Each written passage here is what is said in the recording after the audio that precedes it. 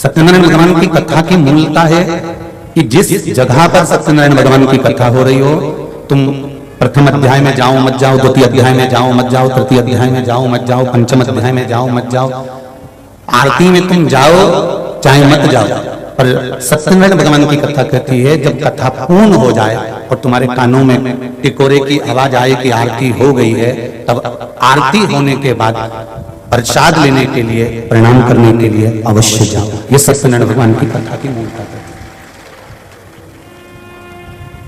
कहां से निकली है सत्यनारायण भगवान की कथा? सत्यनारायण भगवान की कथा का प्रगट स्थान कौन सा है? सत्यनारायण भगवान का जन्म, सत्यनारायण भगवान का प्रागट्य कहां से हुआ है? स्कंद पुराण से।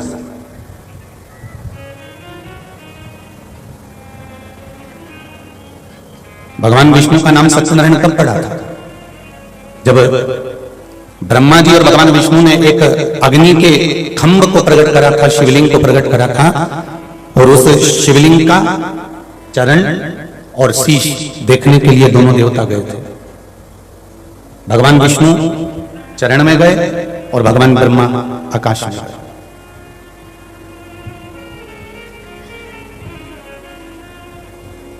ब्रह्मा जी बहुत ऊपर जाते गए और भगवान विष्णु बहुत नीचे जाते गए।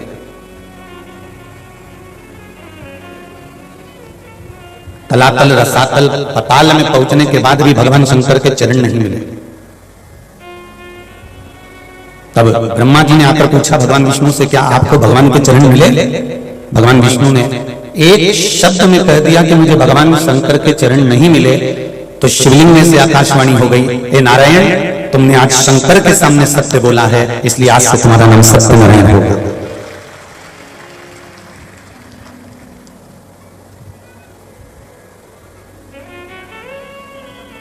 शिव जी के सामने एक बार भगवान विष्णु ने सत्य कह दिया तो उनका नाम सत्यनारायण हो गया।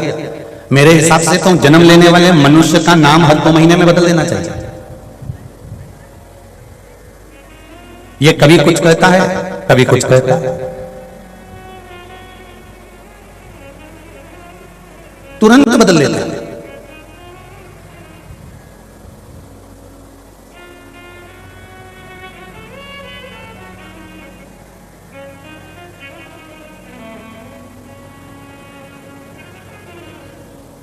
कभी तो कहेगा कि तुझे देखूं नहीं तो मुझे चैन ही नहीं आया हो,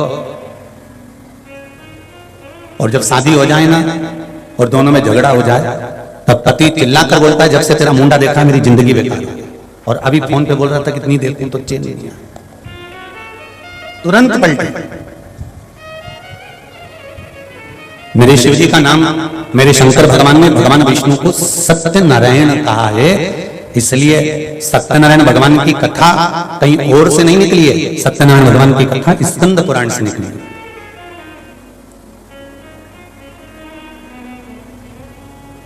स्कंद पुराण से। और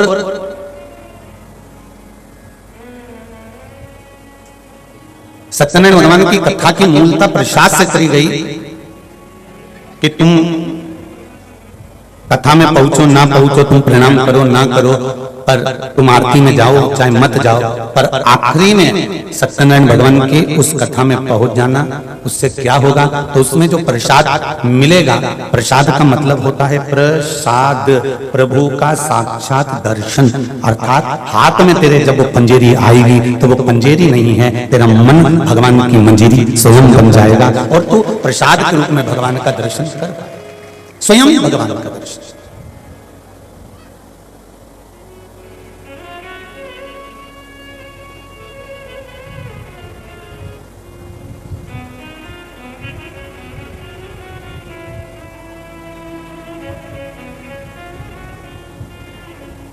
प्रभु का साक्षात दर्शन है सत्यनारायण भगवान का प्रसाद।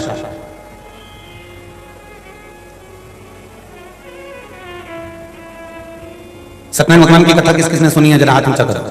सबने सुनी है? रख लो। उस कथा में पहले अध्याय से लेकर 5 अध्याय तक एक बात बार बार लिखी गई। गरीब ब्राह्मण ने सत्यनारायण भगवान की कथा करवाई और उसका संकट मिटा। बोलो सही है? बोलते जाओ रे सागर वालों। और जितनी जिज्जी बैठी है वो भी सब आराम से बोलियो। फिर दूसरे में लक्कड़हारे ने सत्यनारायण भगवान की कथा करवाई ब्राह्मण को देखकर उसकी भी लकड़ी की कीमत बढ़ गई, बाजार से सामान लाया, कथा करवाई। बोलो सही है? ठीक है। तीसरा, एक राजा के यहाँ संतान नहीं, उसने सत्यनारायण भगवान की कथा करवाई। एक सुंदर कन्या का जन्म हुआ, कन्या का नाम कलावती रखा क्योंकि भगवान की कला से पैदा हुई थी। सत्यनारायण भगवान की कथा को भूल गया, दुख पाया, भटकता रहा। फिर बाद में बाजार गया, दूसरे गांव गया, दुख भोगा। राजा की पत्नी ने सत्यनारायण भगवान की कथा करवाई। ठीक है, फिर अध्याय में आगे बढ़े तो राजा वापिस आ रहा था, उसकी परीक्षा सत्यनारायण भगवान ने ली। नाव में पत्ते भरे हुए हैं, लता पत्र भरा हुआ है, कहकर झूठ बोला। फिर पत्नी ने सत्यनारायण भगवान की कथा करवाई। फिर आखिरी में एक भील सत्यनारायण भगवान की कथा कर रहा था, राजा वहां पहुंचा, प्रणाम नहीं करा, प्रसाद नहीं लिया, वापिस चल गया, बर्बाद हो गया। फिर सत्यनारायण भगवान की कथा को प्रणाम करा। अब इन 5 अध्याय में आपने ये सुना कि ब्राह्मण ने सत्यनारायण भगवान की कथा करवाई, लक्कड़हारे ने सत्यनारायण भगवान की कथा करवाई, फिर इसमें वर्णन आया कि इसने सत्यनारायण की कथा करवाई, फिर उसकी पत्नी ने दुख भोगा, उसके बेटे ने दुख भोगा, उसके जमाई ने दुख भोगा, सत्यनारायण भगवान की कथा करवाई। इन 5 अध्याय में सत्यनारायण भगवान की कथा का वर्णन किया गया, पर यह समझ में नहीं आया कि सत्यनारायण जी की कथा कौन सी थी जो लक्कड़हारे ने और ब्राह्मण ने करवाई थी।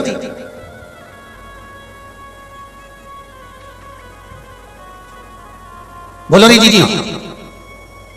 ब्राह्मण ने सत्यनारायण भगवान की कथा करवाई, लक्कड़हारे ने सत्यनारायण भगवान की कथा करवाई, कदली मेवा का भोग लगाया, पूजन, पर सत्यनारायण भगवान की कथा है कौन सी?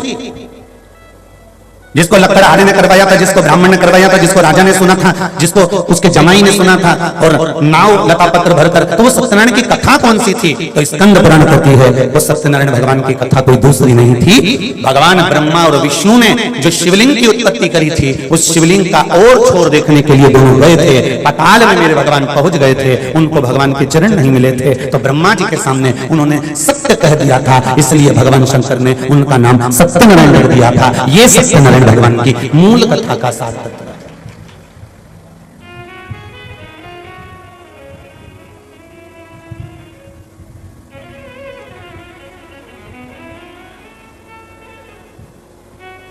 सत्य पर टिक जाना,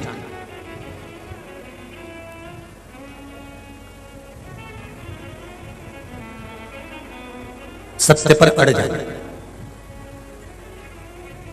और उस सत्य के बल पर परमात्मा का दर्शन हो जाना, यही सत्यनारायण भगवान की कथा का फल है। हाथ में जब हम भगवान सत्यनारायण जी का प्रसाद लेते हैं तो उस प्रसाद को लेने का सार तत्व केवल इतना है कि हम भगवान नारायण जैसे सत्य नारायण बने हैं, उनका प्रसाद ग्रहण कर कर हम भी अपने जीवन में सत्य को उतारें। जब जीवन में सत्य आ जाएगा तो शिव मिल जाएगा, और शिव मिल गया तो जीवन सुंदर हो जाएगा। सत्यम शिवम, जीवन में सत्य, सत्यम शिवम और सुंदरम, ये तीनों हो जाए। सत्य की प्रधानता को जानिए। जैसे सत्यनारायण भगवान की कथा में पूरे समय ना जाओ, पर आखिरी में जरूर जाना, और भी सरल भाषा में समझ जाओ कि आखिरी की महत्वता क्यों है।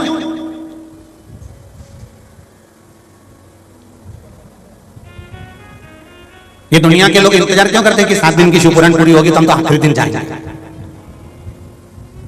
भागवत 7 दिन की पूरी होगी तो हम आखिरी दिन जाएंगे, रामायण पूरी 9 दिन की होगी तो हम 9वें दिन जाएंगे, यज्ञ की पूर्णाहुति जिस दिन होगी हम यज्ञ की पूर्णाहुति में जाएंगे।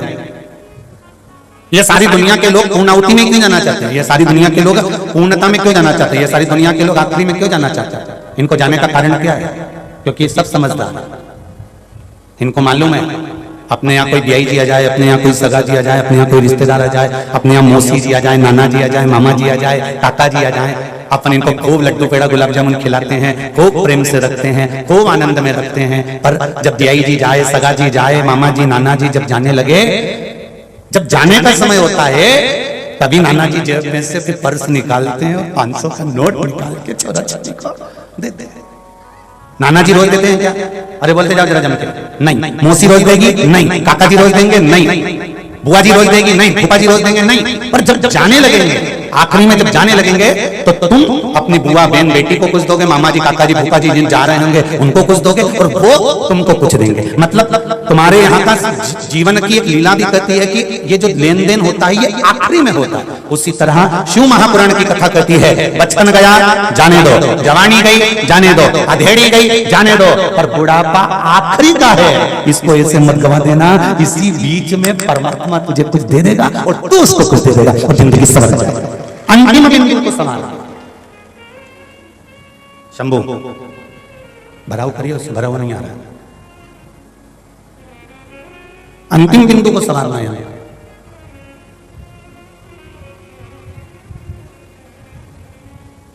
बचपन खेल में खोया, जवानी नींद भर सोया, बुढ़ापा देख कर रोया, सिराने मौत हंसी। आखिरी में जब जाते जाते कोई 500 का 200 का 100 का नोट पकड़ा जाता है, उसी तरह शिव महापुराण की कथा कहती है कि अंतिम बिंदु जब आता है उस बीच में लेन देन चालू होता है।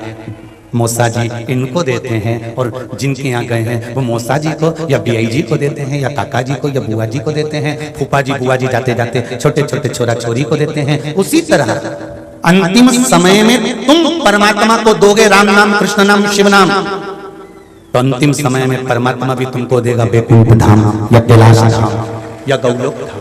अंतिम समय में होता है।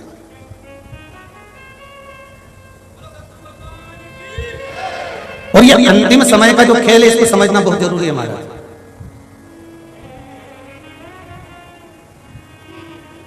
अंतिम समय का जो खेल होता है ना, ये बड़ा विचित्र है।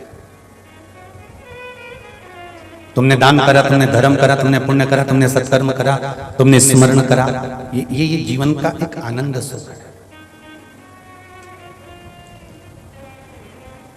आज मेरे को केसरवानी जी बता रहे थे, गुरुजी यहाँ पर जो पानी की व्यवस्था चल रही है, एक ब्राह्मण परिवार कालेश्वर जी तिवारी हैं कोई, जिन्होंने टैंकर भर भर कर लोगों को मशीनों द्वारा पानी की व्यवस्था कर कर पानी पिला रहे हैं। धन्य ऐसे ब्राह्मण परिवार, मैं नमन करता हूं आपको। सागर की धरा पर भूतेश्वर बाबा की इस पावन सागर की भूमि पर ऐसे ऐसे दानदाता पड़े हुए हैं, उनको मेरा इस व्यासपीठ से दंडवत नमन है हमारा। फिर बताया कि कोई एक अग्रवाल परिवार है, श्रीमती चंदा श्रद्धा जी अग्रवाल, जिन्होंने बड़ा बाजार रामबाग मंदिर से 2-2, 3-3 बसों को लगाकर रखा है मात्र भक्तों को छोड़ने के लिए और ले जाने के लिए। ऐसे अग्रवाल परिवार को भी नमन करता हूं।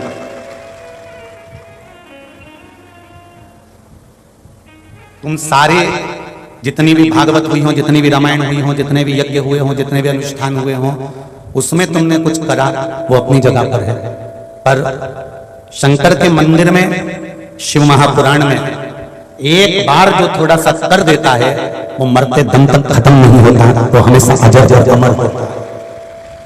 शिव को अमरनाथ कहते हैं, शंकर भगवान को अमर तत्व कहते हैं। देवता समुद्र मंथन में निकले हुए अमृत को पीकर अमर हुए थे और मेरे शंकर तो विष पीकर अमर हुए थे। संसार में कोई ऐसा है जो विष पीकर अमर होता? मेरा महादेव बिल्कुल उल्टा,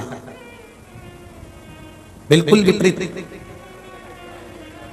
एकदम विपरीत था।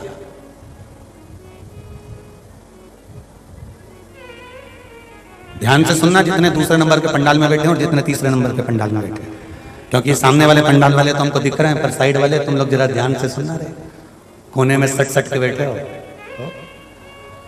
बहुत ध्यान से सुनिए। देवता अमृत पीकर अमर हुए हैं, पर दुनिया में कोई ऐसा नहीं होगा जो विष पीकर अमर होता होगा। उसमें भी केवल एक देवाधिदेव महादेव ऐसे हैं जो विष पीकर अमर होते हैं, और अमृत पीने वालों का कोई नाम नहीं लेता, पर विष पीने वाले को आज भी लोग नीलकंठ महादेव के नाम से पहचानते हैं। आज भी नीलकंठेश्वर महादेव के नाम से दुनिया के लोग पहचानते हैं, क्योंकि इसने विष पिया। माँ बाप की मिली हुई प्रॉपर्टी पर, माँ बाप के मिले हुए धन पर, माता पिता के मिली हुई संपदा पर तो दुनिया ऐश कर लेती है साहब, दुनिया ऐश करती है। और जिसके पास में ना माँ बाप ने धन दिया हो, ना प्रॉपर्टी दी हो, ना सत्ता दी हो, छोटी सी काम कर कर, छोटा सा काम करते करते करते करते करते करते करते करते जब वो उन्नति की सीढ़ी पर चढ़ता है, इसी को कहते हैं नीलकंठेश्वर महादेव। इसी को कहते हैं, इसी को नीलकंठेश्वर महादेव कहते हैं। कर्म से पीछे नहीं हटा, अपने कर्म में लगा रहा, काम करते करते करते करते छोटे से काम को भी करता करता करता। ये जरूरी नहीं है कि आप बहुत बड़ा काम करें, आप छोटे से काम को भी करते करते करते करते जब उन्नति की सीढ़ी पर बढ़ जाएं, उन्नति की सीढ़ी पर चढ़ जाएं, तब समझ लेना कि आप कोई दूसरे नहीं है। पिता माता, जो माता पिता ने ढेर सारी संपदा दी, जिसके पास में ढेरों प्रॉपर्टी थी, ढेरों जमीन थी, ढेरों जायदाद थी, उन्होंने अपने बच्चों को दे दिया, बच्चों ने उसको पालन पोषण कर चार चांद लगाए, ये अपनी जगह पर है। पर जिन माता पिता के पास में कुछ भी नहीं था, उन्होंने अपने बच्चे को केवल एक चीज दी है, विद्या रूपी धन दिया, और विद्या का धन देकर कहा कि तू अच्छी पढ़ाई कर ले, अच्छी विद्वत्ता धारण कर ले, तू अच्छा पढ़ ले। एक माता पिता और एक स्कूल का शिक्षक, टीचर, ये दोनों बड़े गजब होते हैं। माता पिता भी अपने बच्चों से कहते हैं पढ़ाई कर लो जिंदगी बन जाएगी, और शिक्षक भी कहते हैं पढ़ाई कर लो जिंदगी बन जाएगी। पर जब हम छोटे रहते हैं ना, तो हमें माँ बाप के शब्द भी अच्छे नहीं लगते हैं, और जम के बोलो टीचर के शब्द भी अच्छे नहीं लगते। पर जब हम स्कूल कॉलेज से निकल जाते हैं, और जब हमारी जिंदगी की लाइफ को हम आगे बढ़ा रहे होते हैं, तब हमारे माँ बाप के शब्द और हमारे टीचर के शब्द हमें बार बार याद आते हैं। वो कहते थे थोड़ा पढ़ ले तो अच्छा बन जाएगा, थोड़ा पढ़ ले तो जिंदगी बन जाएगी, और हमने उनको हल्के में लिया।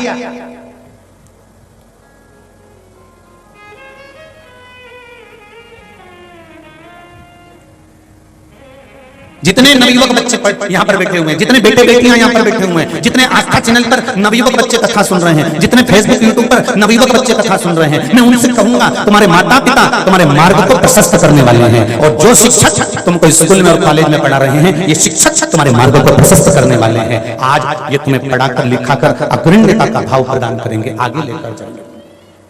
समझना तुमको पड़ेगा।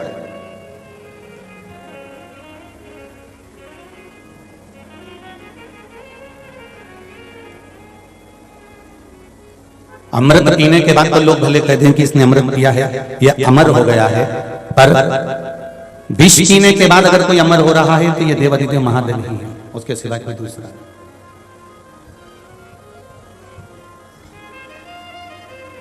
इधर जितने लोग भी धूप में खड़े हुए हैं, गर्मी बहुत तेज है भाई बहनों, आप लोग जमीन पर धूप में मत बैठो। निवेदन है कि तीसरे नंबर के पंडाल में पहुंच जाओ, अगर दूसरा पंडाल भी फूले तो आप तीसरे नंबर के पंडाल में पहुंच जाओ, पर धूप में मत बैठो, धूप में मत खड़े रहो।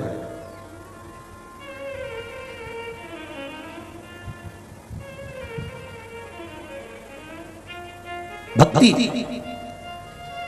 स्मरण, चित्तवृत्ति, भगवान का गुणगान, ये जीवन की सार्थकता है।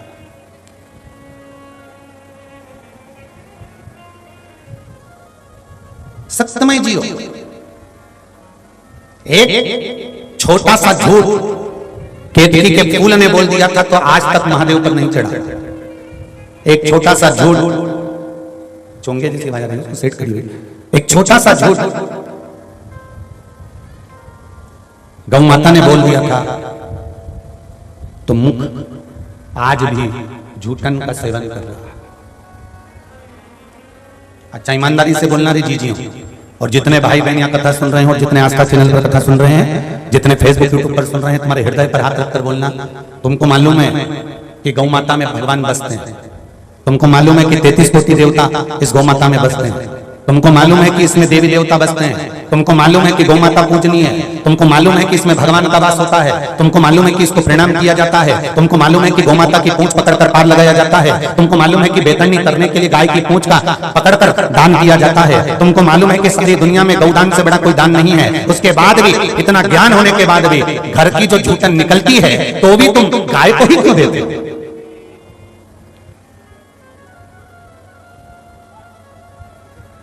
तुम्हारा दोष नहीं है इसमें तुम्हारा दोष नहीं है, इसमें दोष है एक गौ माता ने किया। शंकर पार्वती, भगवान शिव ने माता पार्वती को साथ लिया और माता पार्वती को साथ लेकर भगवान शिव आज माता पार्वती को 12 ज्योतिर्लिंग का जहां पर प्रागट्य होगा उन ज्योतिर्लिंग की भूमि को नमन करने ले जा रहे हैं शंकर पार्वती जी।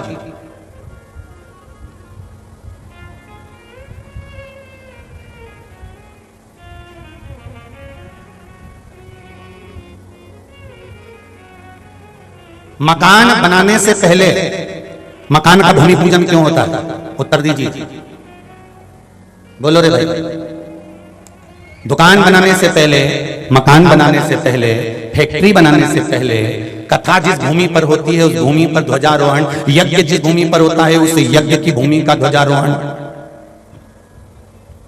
मंदिर जहां बनता है उस मंदिर का भूमि पूजन, दुकान जहां बनती है उस दुकान का भूमि पूजन, मकान जहां बनता है उस मकान का भूमि पूजन क्यों किया जाता है? किस लिए करते हैं? ओम शिव महापुराण की कथा कह रही है सागर से कि जिस भूमि पर मंदिर बन रहा है, जिस भूमि पर मकान बन रहा है, जिस भूमि पर दुकान बन रही है, जिस भूमि पर कथा होना है, जिस भूमि पर यज्ञ होना है, जिस भूमि पर सत्संग होना है, उस भूमि का भूमि पूजन ध्वजारोहण इसलिए किया जाता है कि उस भूमि पर भगवान का निवास होने वाला है। तो भूमि पूजन के माध्यम से सारे देवी देवताओं को आवाहन कर कर उस भूमि को दिखाया जाता है कि यहाँ पर आपको इतनी तारीख से इतनी तारीख तक आकर विराजमान होना है। अब यहाँ आपका वास होने वाला है, आपका निवास होने वाला है। आप इस भूमि पर कृपा बनाए रखना जिससे यहाँ मकान जल्दी बन जाए, दुकान जल्दी बन जाए, शीघ्र की शीघ्र कथा हो जाए, यज्ञ हो जाए, मंदिर बन जाए। इस भूमि को आप आकर संभाल लेना।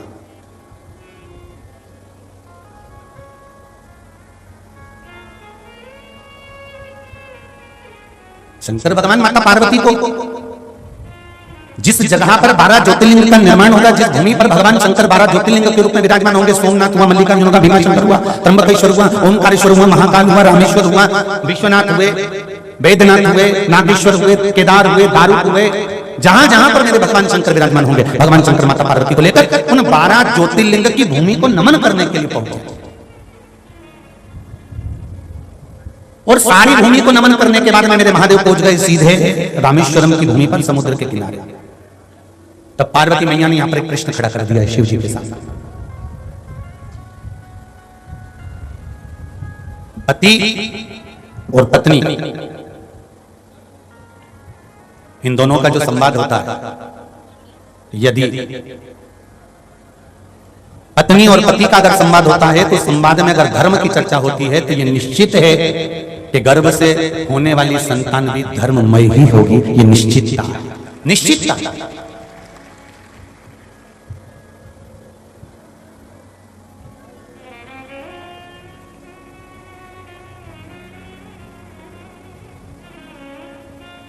महाराज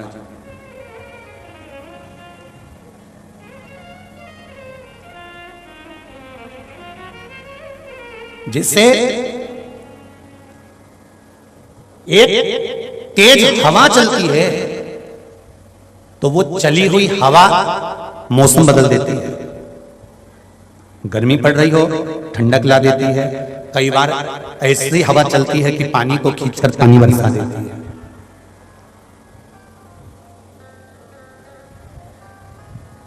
एक बहुत तेज चली हुई हवा मौसम बदल सकती है, उसी तरह शंकर भगवान की सुनी हुई 7 दिन की शिव महापुराण की कथा तुम्हारी दशा बदल सकती है। ये निश्चित है।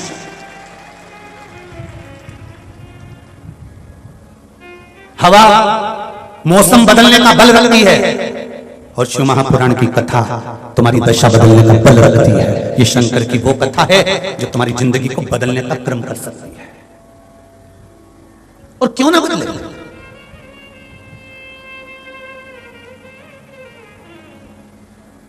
पार्वती मैया प्रश्न करती है शिव जी, होता है दशा कैसे बदलती है? पत्रों में देखो वर्णन किया गया है।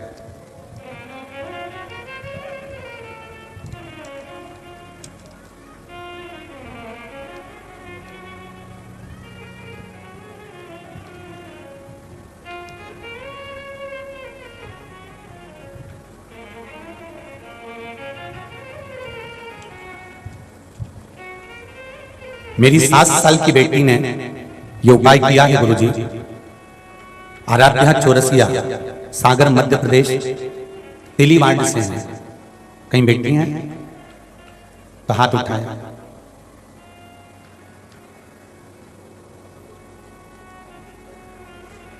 आराध्या चौरसिया, कहीं बेटी हो तो हाथ हिला दीजिए या आवाज लगा दीजिए। मध्य प्रदेश दिख गई? तिलीवाड़ से हाथ हिला दो बेटा। हर हर महादेव। इस बच्ची का नाम है क्या? आराध्या।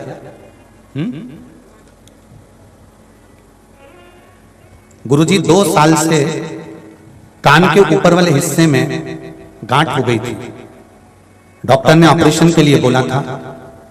जिस पत्र को हम पढ़ रहे हैं, ये पत्र आस्था चैनल पर भी पढ़ाया जाता है, जिससे आपको ज्ञात हो कि पत्र आपने भेजा है और ये पत्र है जिसने लिखा वो सामने है। डॉक्टर ने ऑपरेशन के लिए बोला था, ऑपरेशन कराना पड़ेगा बेहोश करके, लेकिन हम लोग ऑपरेशन नहीं करवाए। बाबा की ऐसी कृपा रही कि शिव महापुराण सुनी, आपके द्वारा बताए अनुसार उपाय किया। 1 लोटा जल, 1 चावल का दाना, 1 धतूरा रोज शिव जी को बेटी ने खुद चढ़ाना शुरू किया। कम से कम 1 महीने में गांठ बिल्कुल ठीक हो गई। जनवरी के माह में उपाय किया, जनवरी में ही बाबा की कृपा हो गई और दवा खाना भी बंद हो गई और डॉक्टर ने कह दिया अब इसको गांठ नहीं है। बहुत बहुत साधुवाद। मेरा देव महादेव को आपने गुड़िया 7 साल की आपकी उम्र है और अपने दिल से शिव जी को 1 लोटा जल चढ़ाया है बाबू। अगर छोटा सा बच्चा भी शंकर से आराधना कर रहा है और दिल से चढ़ा रहा है तो जो गांठ गली है बाबा देव महादेव की कृपा से गली है। हर हर महादेव। शिव आराधना का दूसरा एक पत्र।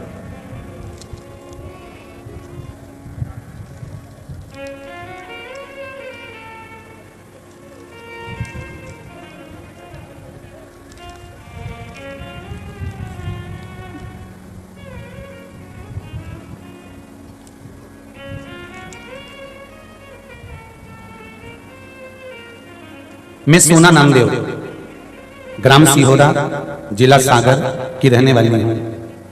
सोना जी नामदेव कहीं बैठी हो तो हाथ उठाइएगा। आप ही हैं? दोनों हाथ हिला दीजिए। हर हर महादेव। ग्राम सिहोरा, जिला सागर की रहने वाली हूं। मेरी बड़ी बेटी का मासिक धर्म 1 साल 6 महीने से रुका हुआ था। वह मासिक धर्म नहीं आ रहा था। मैं बहुत चिंता में रहती थी क्योंकि उसकी जिंदगी का सवाल था। मैंने उसके पापा जी से कहा कि उसको किसी अच्छे डॉक्टर को दिखाना है, तो वह बोले कि मुझे सिर्फ 2 दिन का समय दो, फिर उसके बाद चलेंगे। गुरुजी वह अगले दिन भोले बाबा के मंदिर से बेलपत्र उठा कर लिया, जल चढ़ाया, जल भर के लिया और बच्ची से कहा कि मैंने शिव महापुराण में सियोर वाले महाराज के मुख से सुना था कि सारी समस्या का हल 1 लोटा जल, तो इस जल को चढ़ाकर लाया हूं और शंकर जी के मंदिर के बेलपत्र उठाकर लाया हूं। उस बेलपत्र को खिलाकर जल पिला दिया। गुरुजी मात्र 12 घंटे बाद मेरी बेटी का मासिक धर्म वापस चालू हो गया। ये शिव की कृपा। बैठिए बहन। हर हर महादेव। 1 साल 6 महीने से जो औषधियां भी खाई, स्वास्थ्य का स्मरण भी करा, पर शिव भक्ति में वो बल है। एक बात आप लोगों से कहेंगे, शंकर जी की कथा में ना बेल है ना भभूति है, शिव जी की कथा में ना कुछ है। शिव जी की कथा में तो केवल एक विश्वास है। और तुम्हें सियोर वाले महाराज के चक्कर में नहीं पड़ना है, ना तुमको सियोर वाले महाराज के आगे पीछे घूमना है, ना सियोर वाला महाराज तुमको कुछ देगा, ना हमको ज्योतिषी आती है, ना मंत्र आता है, ना तंत्र आता है, ना साधना आती है। हम तो केवल इतना जानते हैं कि शंकर पर अगर विश्वास कर 1 लोटा जल चढ़ाकर बेलपत्री को शंकर जी से मांग करके, बाबा कि तुम्हारी चढ़ी हुई बेलपत्र है, मैंने सुना है आप पर चढ़ी हुई वस्तु औषधि हो जाती है, मेरे स्वास्थ्य ठीक नहीं है, शरीर में गांठ पड़ गई है, शरीर में ये दुख है, घुटने में तकलीफ है, आप अपनी एक बेलपत्र औषधि बनाकर दे दीजिए, शिव जी से मांग कर लाओ, उसको प्रेम से खाओ, बाबा चाहेगा तो अमृत कर तुम्हारी जिंदगी को सफल। हमें न तंत्र आता, न मंत्र आता, न साधना आती, हम तो केवल शंकर को जानते हैं और वो भी पूरा नहीं जानते। संसार में जो पैदा हुआ वो परमात्मा को कैसे जान सकता है?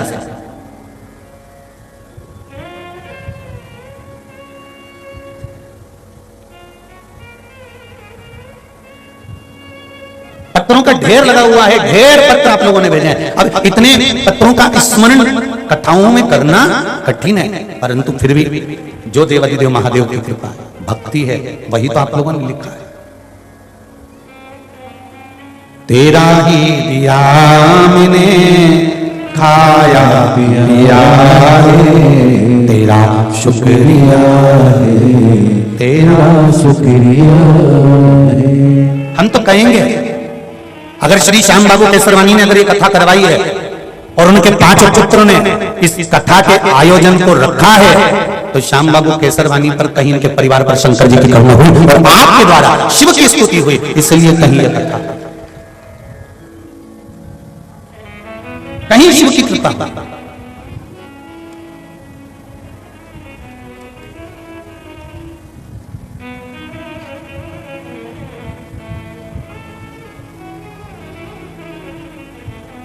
और धन्य ऐसे माँ बाप और धन्य ऐसे पुत्र और पुत्र वधुएं जो आगे रहकर इस पावन शिव महापुराण की कथा में अग्रणी भाव स्वर सागर वालों, आपको भी धन्यवाद है जो बसें लगा रहे हो, पानी की व्यवस्था कर रहे हो लोगों को। एक बार शिव महापुराण में जो तुम ये दान धर्म पुण्य कर रहे हो ना, जो जनता की सेवा कर रहे हो, इतनी भरचक गर्मी में आए हुए 3-3 पंडाल जो तुम भर के बैठे हो, इतने लोगों की जो व्यवस्था तुम कर रहे हो, इस व्यवस्था में अगर तुम्हारा 1 रुपया भी लग रहा है तो भगवान उसको लिख कर रखना है कॉपी में कि मैंने 10 रुपए का पानी पिलाया, कि 10 रुपए की चाय पिलाई, कि 10 रुपए का भोजन कराया, कि 10 रुपए का मैंने डीजल जलाया, भक्तों को ले जाने और लाने में मैंने इतना खर्च करा। तारीख, तिथि, दिन और बार लिख कर रखना और 3 महीने का इंतजार करना कि मेरे बाबा ने 1000 गुना दिया गया। जब वो चोर को कुबेर बना सकता है मेरा देवाधिदेव महादेव, शंकर जी के मंदिर में चोर चोरी करने गया था, तन का कपड़ा उतारकर त्रिशूल में लपेटकर आग लगाकर उजाला कर दिख रहा था चोरी का सामान, शंकर भगवान प्रसन्न होकर उस चोर को यदि कुबेर बना सकते हैं, तो क्या शंकर जी की कथा में आप आने वाले भक्तों की व्यवस्था में जो लगे हुए हैं, क्या उनके लिए देवाधिदेव महादेव कुछ नहीं करेगा? शिव कृपा, शंकर की उदारता, शंकर की करुणा।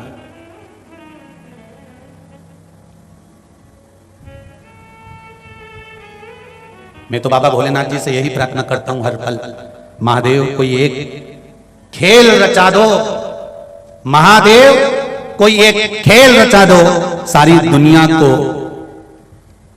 शिव भक्त बना दो। एक काम, कहीं भटके ही नहीं, संसार का व्यक्ति कहीं इधर उधर जाए नहीं। क्यों भटक रहा? किसी प्रपंच में नहीं, कि कहीं छल और प्रपंच में मत फंसना। अगर फंसना तो देवाधिदेव महादेव के चरणों में जाकर रम जाना। मेरे भोले तेरा सहारा है, मेरी नैया का तो किनारा है। कोई दूसरा नहीं, शिव धाम, शिव भक्ति, शिव स्मरण, शंकर का गुणगान ही हमारा एक सहारा है।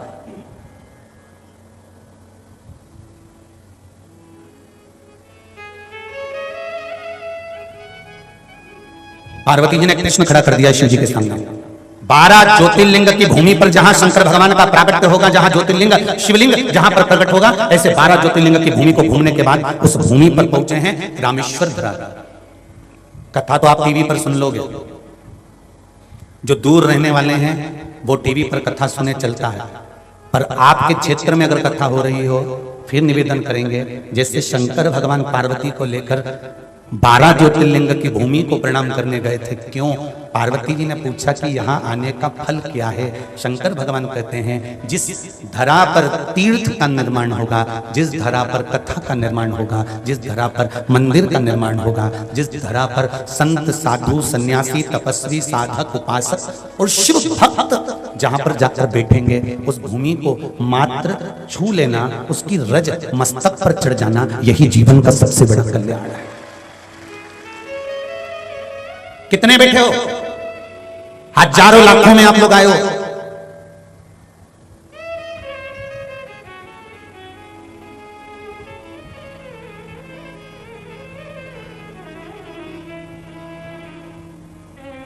एक टेंट की, एक डूम की कैपेसिटी, कल केसरवानी जी बता रहे थे कि 70,000 आदमी की एक डूम की कैपेसिटी है, तो 2 और 3 उससे अंदाजा लगा। अब इतनी संख्या में आप आए हो और इतनी संख्या में बैठकर आप शंकर का नाम ले रहे हो। प्रत्येक व्यक्ति एक साथ में एक जगह बैठकर श्री शिवाय नमस्तुभ्यम या नमः शिवाय या पंचाक्षर मंत्र या षडाक्षर मंत्र ओम नमः शिवाय, इतने सारे भक्त एक साथ शंकर का नाम लेते हैं। लेने के बाद जब वो चलते हैं, चलकर उनके पांव की धूल जब उड़ती है, सिर पर चढ़ती है, तो कितना भी पापी से पापी भी जीव होगा वो भी परमात्मा का भक्त बन जाता है।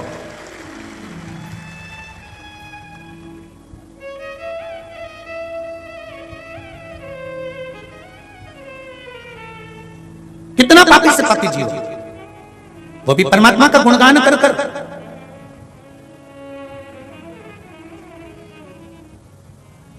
इस पंडाल के अंतर्गत से जब तुम निकल कर जाओ, अरे भगवान कृष्ण की कथा भागवत किस किसने सुनी है जरा बताओ तो। अरे बहुत बढ़िया, धर लो धर लो। हमने तो सुना है सागर को वृंदावन कहते हैं, हमने तो सुना है सागर को वृंदावन कहते हैं। एक बिहारी जी का मंदिर वृंदावन में है तो दूसरा बिहारी जी का मंदिर हमारे सागर में है। एक राधा रमन लाल जी का मंदिर वृंदावन में तो है, तो एक राधा रमन लाल का मंदिर सागर में है। चिंतामन गणेश एक उज्जैन में है तो दूसरा चिंतामन गणेश सागर में है। भूतेश्वर अगर बैठा है उत्तराखंड की भूमि में तो एक भूतेश्वर मेरे सागर में है। सारे तो तीरथ सागर में आकर बस गए। जरा विचार तो करो, सागर में गागर भरा गया है और गागर में सागर भरा गया है।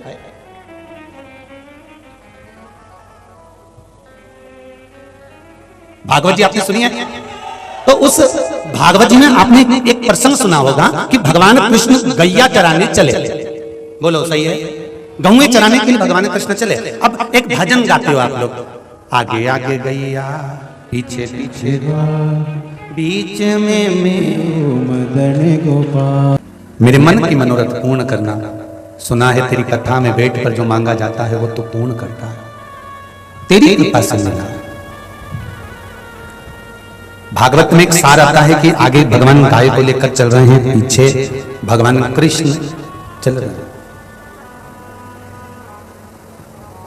कारण शिव महापुराण की कथा कहती है कि गौ माता के चरण के पीछे कृष्ण के चरण। ये गाय चराने जा रहे हैं तब की बात। और जब चराकर वापस आते हैं मेरे कृष्ण, तब कृष्ण पीछे नहीं रहते।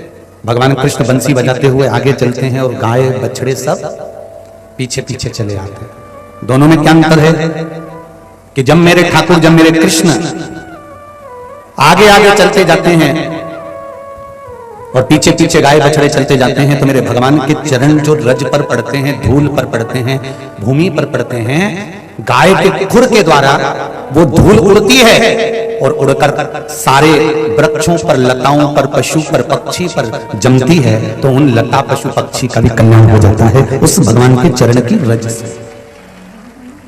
उसी तरह नजदीक में अगर शिव महापुराण की कथा हो तो भगवान से प्रार्थना करना कि मैं कैसे भी उस कथा तक पहुंच जाऊं। इतने शिव भक्त आएंगे, उनके चरण की रज जब मेरे मस्तक पर चढ़ेगी तो मेरा कल्याण तो वैसे ही हो जाएगा। वैसे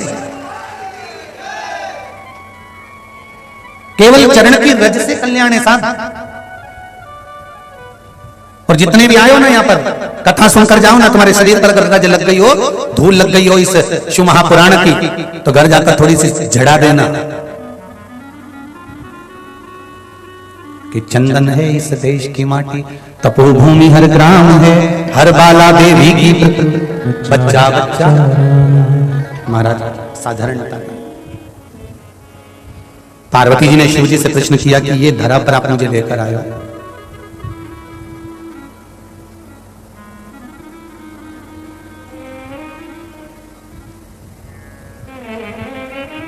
यहां कौन से शिवलिंग का निर्माण होगा?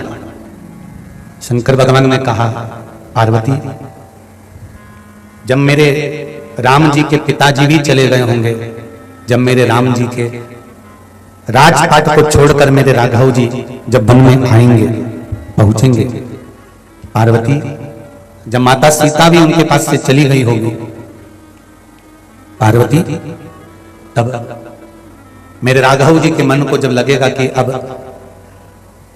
सब कुछ वापस प्राप्त करना है। देखिए मेरे राम जी की लीला, परमात्मा को क्या जरूरत थी कि बालू रेत का शिवलिंग बनाओ और उसकी पूजन करो? क्यों ब्राह्मण कहते हैं कि सावन के महीने में पार्थिव शिवलिंग का निर्माण कर लिया गया? क्यों बार बार हम शिव महापुराण में कहते हैं कि साल में 6 महीने में, 12 महीने में, 3 महीने में, 4 महीने में, 2 महीने में, 1 महीने में एक बार कम से कम पार्थिव शिवलिंग का निर्माण कर कर उसका पूजन करा करो। क्यों करते हैं?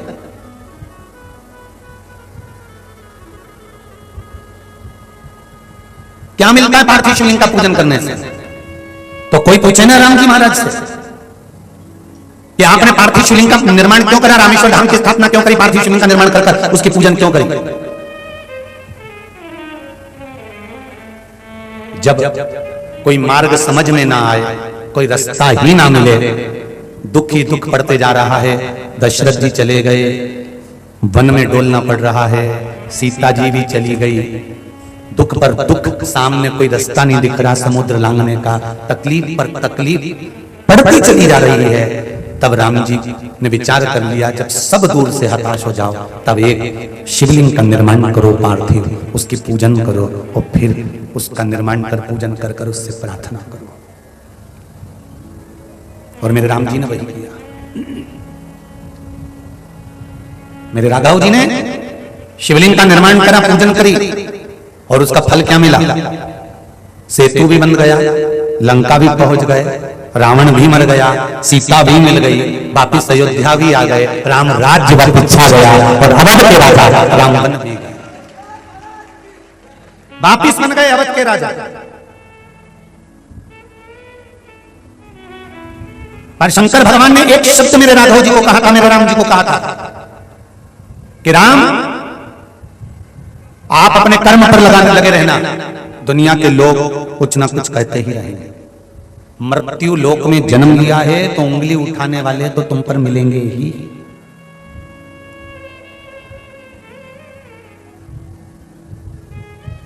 लोग भगवान को नहीं छोड़ते तो तुमको और हमको छोड़ेंगे? जब राम जी महाराज ने गिद्धराज जटायु का अंतिम संस्कार किया था ना, तो कई लोगों ने राम जी को एक शब्द कह दिया था, बताओ खुद के पिताजी का तो अंतिम संस्कार करानी न दूसरे को आग लगाते फिर रहा। राम जी को नहीं छोड़ा लोगों ने। इनके पिता राम राम कहकर प्राण त्यागते रहे, राम राम कहकर प्राण छोड़ते रहे और अपने पिता का अंतिम संस्कार करने के लिए राम जी नहीं गए। और यहां जटायु का, पक्षी का अंतिम संस्कार करना। दुनिया के लोग कहने में पीछे नहीं हटेंगे, ताने देने वाले ताने देने में पीछे नहीं हटेंगे, उंगली उठाने वाले उंगली उठाने में पीछे नहीं हटेंगे। तुम एक काम करना, राम शिव की भक्ति से पीछे नहीं हटे, तुम भी शंकर की भक्ति से पीछे नहीं हटे। वो अपना काम करें, अपन को अपना काम करना है। कई लोग कहेंगे क्या मिलेगा शंकर के मंदिर जाने से, कई लोग कहेंगे लोटा भर के पानी चढ़ाने से क्या मिलता है, बेलपत्री चढ़ाने से क्या मिलता है, शहद लगाने से क्या मिलता है, जल चढ़ाने से क्या मिलता है। दुनिया के लोग शब्द पर शब्द कहेंगे, अपशब्द पर अपशब्द कहेंगे, पर तुम्हारी भक्ति अगर दृढ़ है तो उसका फल जरूर मिलेगा।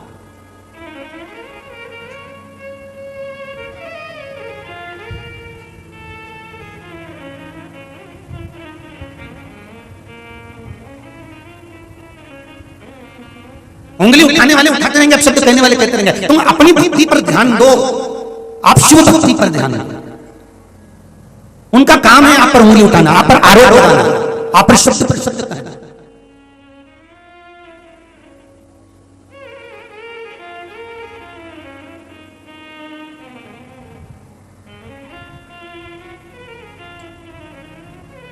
अभी अभी बीच में तो लोगों ने यहां तक कह दिया था, गुरुजी बताते हैं कि बेलपत्री पर शहद लगाकर चढ़ाकर जाओ तो बच्चा पास होता है।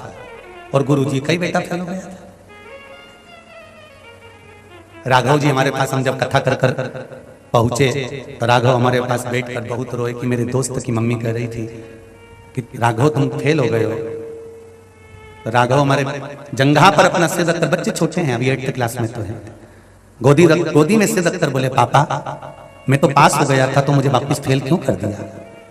हमने कहा बाबू, उसकी आंख में आंसू थे, वो रो रहा था। हमने कहा चिंता मत करो, दुनिया के लोग तुम्हारे बाप को किसी भी तरह से नीचे नहीं दिखा पा रहे हैं तो तुम्हारे माध्यम से नीचा दिखाने का प्रयास कर रहे हैं।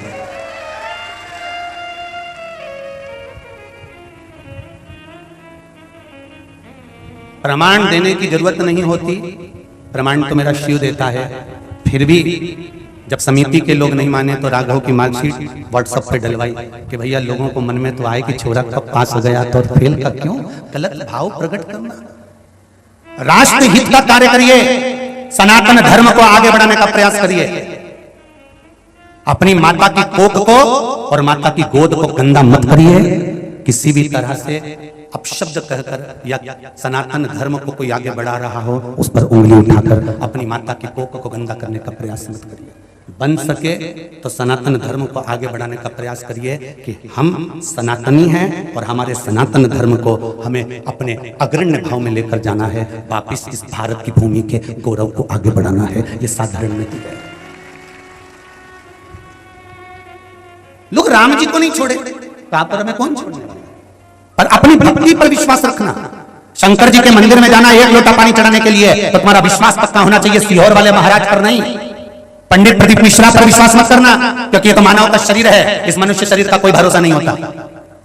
भरोसा शिव महापुराण पर करना, शंकर की कथा पर करना, जिस मंदिर में जल चढ़ाने जा रहे हो उस शिव पर करना।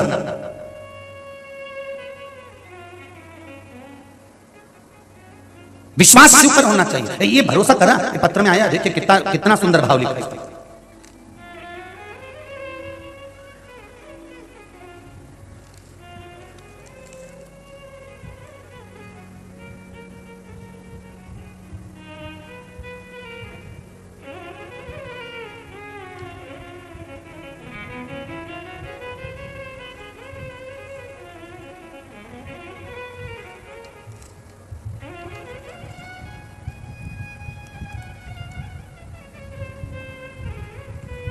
दमोह से किरण तिवारी कहीं बैठी हो तो खड़ी होकर दोनों हाथ हिला दें। हर हर महादेव।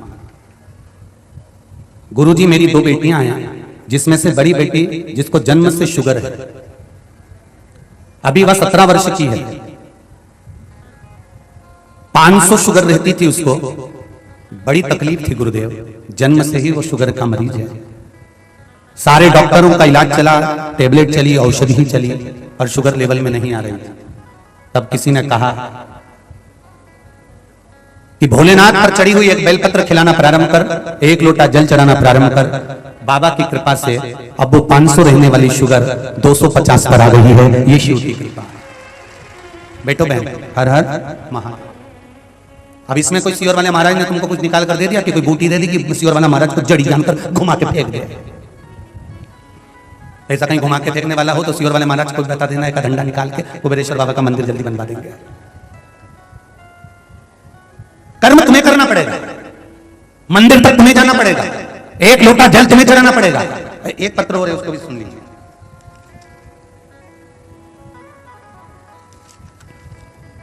माधुरी बड़ोनिया नेहा नगर सागर से है। कहीं बेटी हो तो हाथ हिला दीजिए। आती हैं? हर हर महादेव। गुरुजी हम पिछले 1 साल से कथा सुन रहे हैं आपके द्वारा। सुना था धतूरे और अबीर वाला उपाय तो किया। मेरे पापा के हाथ कांपते थे, 24 घंटे हाथों में कंपन रहता था। गुरुदेव वो धतूरे वाला प्रयोग करा, उस दिन से आधे घंटे के बाद उनका हाथ का कंपन बंद हो गया और वो एकदम स्वस्थ हो गए। ये शिव की कृपा। अगला वर्णन किया है मेरे बाबा ने, कितना दिया है इस पत्र में वर्णन कर सकती हूँ गुरुजी। मेरे दांत में बहुत दर्द था। आपने जो कथा में बताया था रुद्राक्ष के जल और खाली पेट बेलपत्र के पानी का, वो मैंने करना प्रारंभ करा और मुझे आराम लग गया। मेरी बहन की बेटी खाना नहीं खाती थी, जबरदस्ती उसके मुंडा में ठूसना पड़ता था। जय हो। तब उसको आपका बताया हुआ 11 समी पत्र वाला उपाय, पीपल के पत्ते वाला, बेलपत्र वाला उपाय करवाया। अब उनकी बेटी खुद हाथ से भोजन मांगकर खाती है, उसको ठूसना नहीं पड़ता है। ये शिव कृपा। अब शंकर की भक्ति कहते किसको है, करना कैसी है, उसमें कोई दूसरा नहीं, करना तुम्हें पड़ेगा। बैठो बहन बैठो। हर हर महादेव। बैठो। शिव कृपा।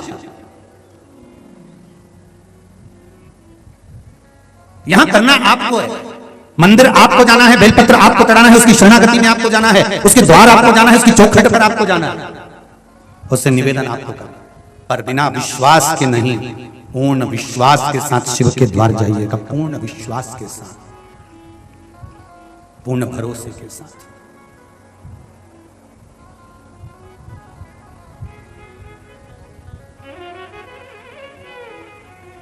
शंभु शरणे पड़े मांगू घड़ी रे घड़ी दुख काटो दया करी निदर्शन।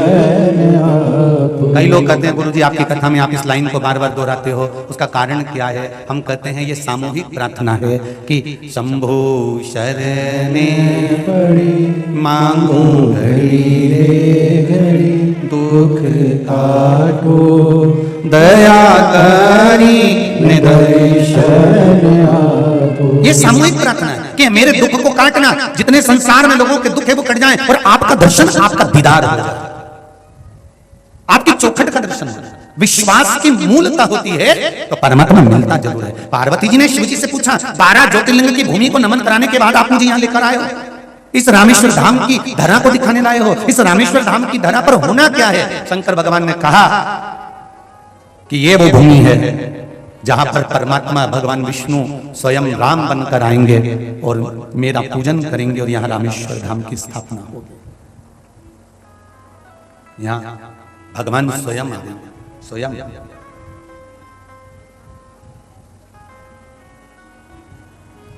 राम जी और आपका पूजन करेंगे। हाँ, परमात्मा को भी भगवान के पूजन की जरूरत होती है, क्यों नहीं? मृत्यु लोक में अगर आए हो तो शिव की आराधना तो करना पड़ेगी। दुनिया के लोगों ने शंकर भगवान को नीचे दबा दिया था, दुनिया के लोगों ने शंकर भगवान को झुका दिया था। सारे लोग ना जाने कहां कहां भटक रहे थे, भ्रम में पड़े हुए थे, यहाँ चले जाओ, वहां चले जाओ, वहां चले जाओ, वहां चले जाओ। सारी दुनिया में भटक रहे थे, कोई के हमारे धर्म में आ जाओ, कोई के हमारे धर्म में जाओ, कोई के यहाँ चले जाओ, कोई के वहां चले जाओ, सब भटक रहे थे। पर शंकर भगवान मृत्यु लोक के देवाधिदेव महादेव हैं।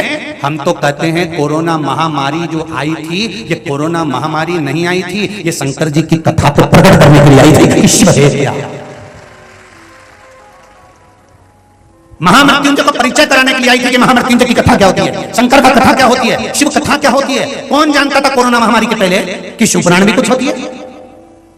भागवत रामायण गीता में लोग रमे हुए थे, शंकर की कथा को जानता ही कौन था? पर कोरोना महामारी आई तो शिव को जानने का मौका मिला, शंकर को पहचानने का मौका मिला, अपने करीबी को पहचानने का मौका मिला कि कौन अपना है, कौन पराया है।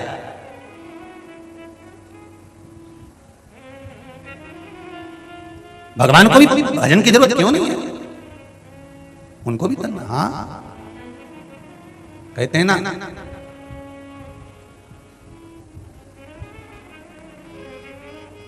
गंगा गलती से हुए पाप को धो देती है। कौन? बोलो बोलो जरा जम के बोलो।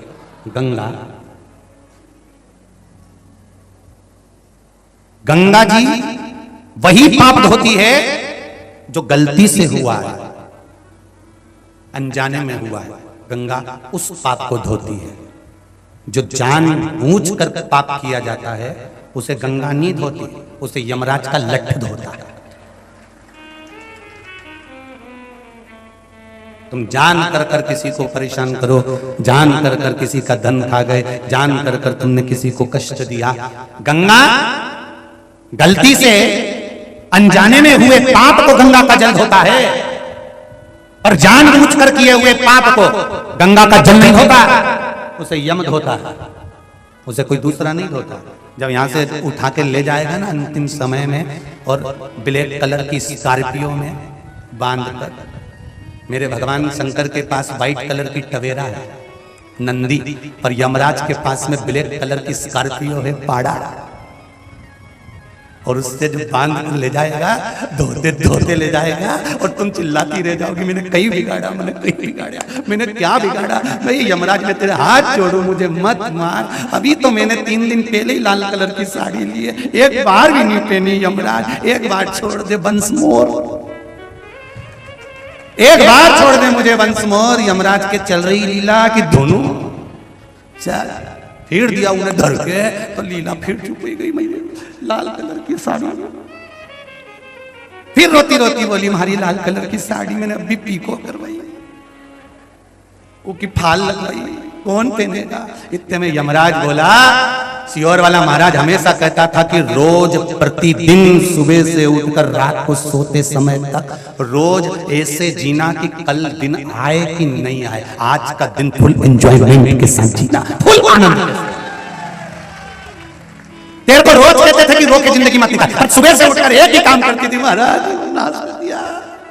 सुबह से उठे और रोने बैठ गया, उसने ये कर दिया, उसने वो कर दिया, ये यूं हो गया, वो यूं हो गया, बहू ने इतनी रोटी फेंक दी, सब्जी फेंक दी, उन्हें ध्यान नहीं दिया, वो तो अमीर बात किए, वो गरीब बात किए, उसका बाप ऐसा, उसकी माता ऐसी, दिन भर कोसते कोसते कोसते कोसते सुबह से शाम निकाल दिया और जिंदगी खुद की नरक कर ली। अरे सुबह से तैयार होके खजूर वाली चोटी करके पेंसिल से लाइन खींच के डब्बा भरती, आंखों को नीला नीला करके भगवान का भजन करती, तो भगवान जी कहते गजब लग रही लीला।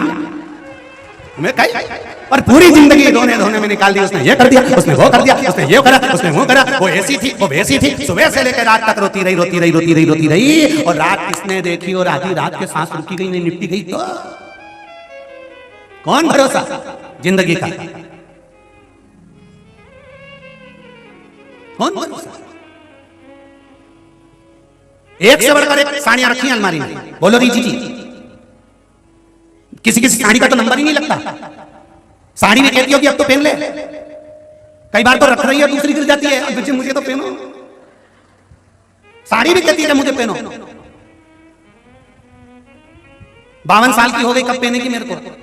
तेरे मामा जी ने दी थी, उस दिन से पीको करके धरी हूं, फैशन ही खत्म हो गया, अभी भी धरी हूं, पहन तो लो। साड़ी भी कह रही है, बार बार गिर के कह रही है, फिर बार बार हाथ में आई तो इसने पलंग पेटी में धर दिया, अब पहनू ले, उन्हें पलंग पेटी में धर दी। दिवाली पे पलंग पेटी साफ करी तो उन्हें निकल के आ गई, हो राम इतनी बढ़िया धरी है, मैंने तो पहनी ही नहीं, फिर निकाल के ऊपर धर ली, फिर पहनने वाली थी, सारी तैयारी हो गई।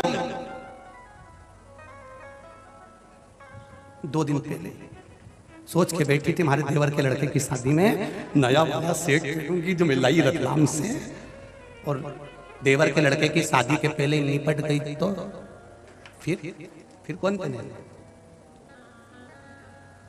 पड़ा का पड़ा।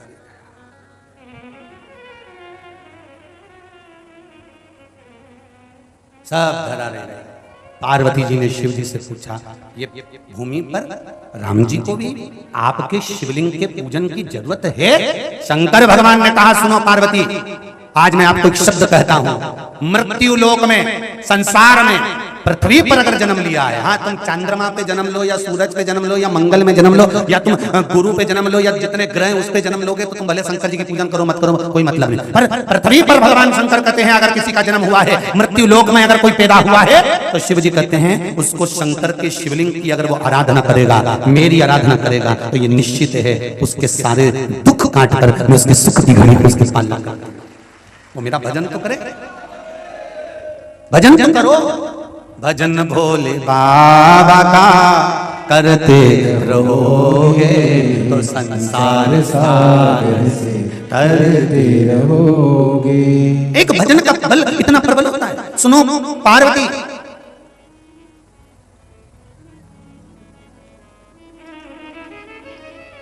सत्य के बल पर भगवान मिलता जरूर है। शंकर भगवान ने यहां लीला रच दी। मेरे देवाधिदेव महादेव पार्वती से बोले, मुझे कोई जरूरी काम आया है, मैं जा रहा हूं। तुरंत समुद्र के तट पर माता पार्वती को छोड़कर शंकर भगवान चले। मेरा वो घड़ी, मेरा शंभू पार्वती जी को छोड़कर चले। पार्वती जी ने ध्यान लगाकर देखा कि आज मेरा तीज का व्रत है और तीज का व्रत मुझे भगवान की पूजन करना है।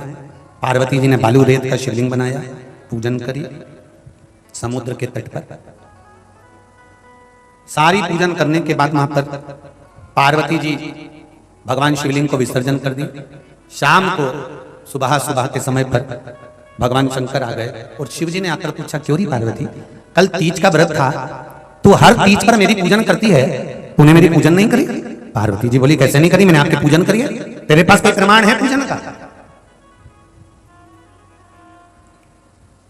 तेरे पास पूजन का कोई प्रमाण है? आप रोज मंदिर जाते हो, एक लोटा जल चढ़ा कर आते हो, आप पशुपति व्रत करते हो, शंकर जी के मंदिर जाते हो, आप दिया लगाते हो, शंकर जी के मंदिर में जाते हो, आप शंकर जी पे बेलपत्र चढ़ाते हो, आप शिव के मंदिर में धूप लगाते हो, आप भगवान के शिखर का दर्शन करते हो, आप शंकर जी का गुणगान करते हो, श्री शिवाय नमस्तुभ्यम का जाप करते हो, पंचाक्षर मंत्र का जाप करते हो, षडाक्षर मंत्र का जाप करते हो, आप शिव की आराधना करते हो, शंकर का स्मरण करते हो, शिव नाम का जाप करते हो, शिव भक्ति में डूबे रहते हो, शंकर का गुणगान आप करते हो, शिव स्मरण में आप डूबे रहते हो, शंकर की भक्ति का आप नित्य प्रति आनंद लेते हो। पर कोई आपसे कह दे, एक बार शंकर जी आकर आपसे कह दें कि बोल कि तूने मेरा पशुपति व्रत करा, तूने मेरा संकट सोमवार का व्रत करा, तूने मेरा सोमवार का व्रत करा, तूने मेरे प्रदोष का व्रत करा, इस व्रत का प्रमाण क्या है तेरे पास? लिखित में कोई प्रमाण हो तो बता। बोलो रे सागर वाली जी। और जितने लोग बाहर से आए, चेन्नई तक से लोग यहाँ कथा सुनने आए, चेन्नई के भी लोग यहाँ कथा में बैठे, मद्रास से आए। आज सुबह जब मिलने के लिए आए थे तो बता रहे थे हम चेन्नई से मद्रास से आए, राजस्थान से भी कुछ लोग आए। और केसरवानी परिवार को मैं बहुत बहुत धन्यवाद देना चाहूंगा कि जो लोग बाहर से आए हैं, जो पंडाल में रुक रहे हैं, रात भर जो पंडाल में रहते हैं, उनके लिए आपने बहुत बहुत व्यवस्था करी, उसके लिए बहुत बहुत साधुवाद। महाप्रसाद तक की आप व्यवस्था दे रहे हैं, उसके लिए बहुत बहुत साधुवाद।